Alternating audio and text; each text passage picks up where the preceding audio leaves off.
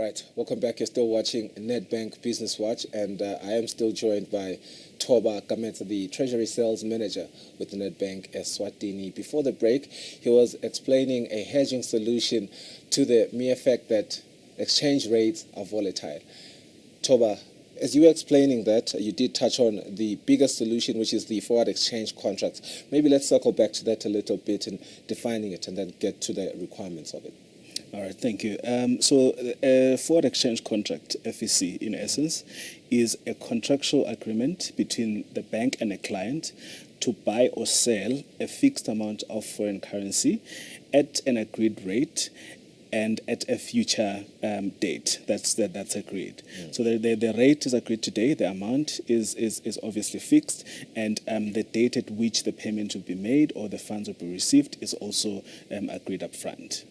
Okay. Yeah. And then what are the requirements? Maybe before even the requirements, let's make an example of when a situation like this would be, necessary. All right, so I will use an example of an importer, someone who imports raw materials to produce a good and then sell in the country. They have been invoiced, say, $100,000, and the conditions are that they have to pay 50% in advance and another 50 in 3 months, for example. They pay the 50 in advance, but now they have this other 50 to pay in 3 months. So they have a non-obligation to pay in 3 months. But they want to minimize the exchange rate risk and lock in the rate so that it doesn't eat into their profits should the rate now go up and they have to then pay the dollars at a higher rate. What if it goes down, though? So that's... It's still locked. Yeah, so that's the downside of it. If you enter into an FEC, then you can't participate in the spot market. Yeah. So the rate is locked. You are going to pay at that agreed rate. Yeah. But I think it would be maybe prudent as a start to maybe start partially. So if you've got an obligation to pay 50,000, maybe you can hedge 25 and leave the other 25 open to say, should the rate then move in my favor, at least I'm going to benefit something from that portion. Trade does move in your favor. Yes. All right, let's get into the requirements. What are the requirements there? All right, so firstly, the FEC has to be within 12 months. So the obligation has to be settled within 12 months. Okay. And the second one is that there has to be a pre-approved credit limit, FEC limit that's approved by our credit department. Normally, the relationship manager who looks after that client will put through an application to our credit team to say a client would like an FEC. Once that FEC limit is approved, then we're able to enter into such a contract. Then normally the limit is just 10% of the exposure to just guide against any defaults that might occur in the future, and we now need to invoke that. So that's one of the requirements. The second one is we are also required to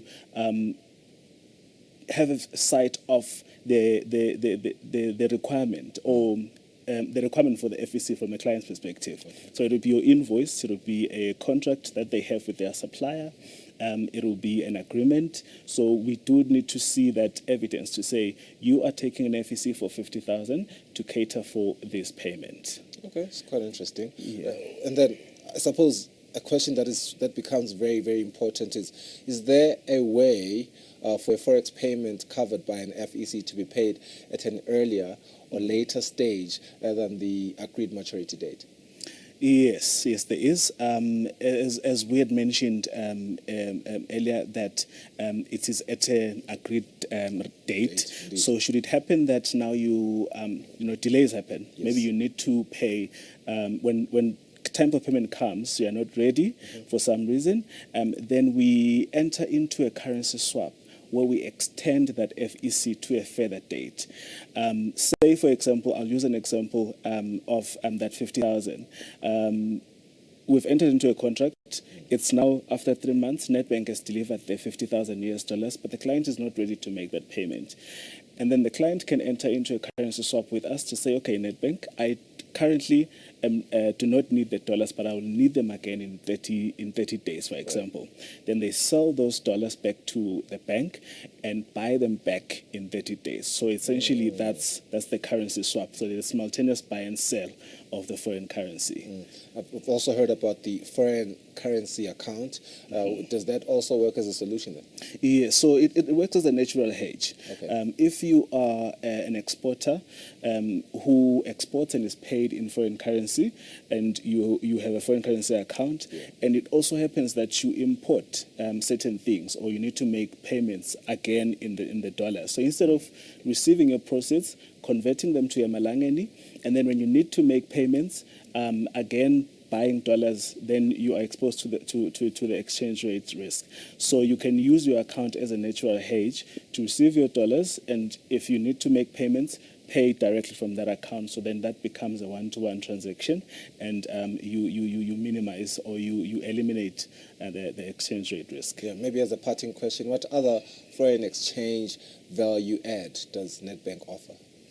Yes, so we have access to research data. We have market updates that we get from our economic research unit, and we are happy to share those with our clients.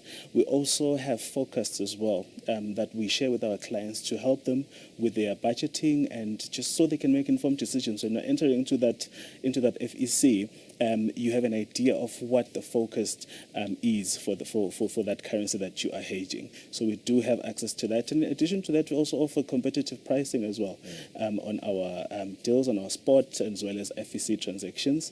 I think I would end there for now. And how do they get a hold of the Treasury Sales Department? Because I would suppose they have to contact you guys directly for such solutions. Yes, so they can contact us via our email address, the Treasury eswatini@nedbank.co.za, and they can also call us. Our dealing lines are 3278, 1249, and 1273. They can also reach us on our help desk number, 3278 1999. And also on our social media platforms, we're there. We can be able to engage in any of our Treasury products with our clients. I'm sure they'll be very happy to engage with you guys and inquire about all these suite of solutions offered by Nedbank Eswatini. There it is. You have to contact Botoba and his department. They are more than happy to help you with all these solutions. Quite a lot of convenience here, I must say. Making me want to get into the business of export trade and really, maybe import a few products. I do see a lot of solutions there. Thank you, Toba. Thank you to you as well, viewer, for staying with us during this segment. Let's go for a net break.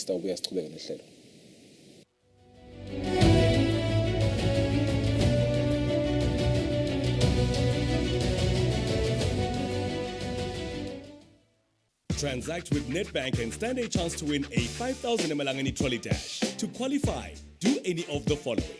Tap or swipe your Nedbank card for purchases a minimum number of 10 times in 2 weeks, or send cash to any local cell phone number a minimum number of 5 times in 2 weeks, or withdraw cash using Nedbank cashback at till at any OK Foods outlet a minimum number of 5 times in 2 weeks. It could be you, so start today. For more information, please visit nedbank.co.za, call or send us an email. See money differently. Nedbank.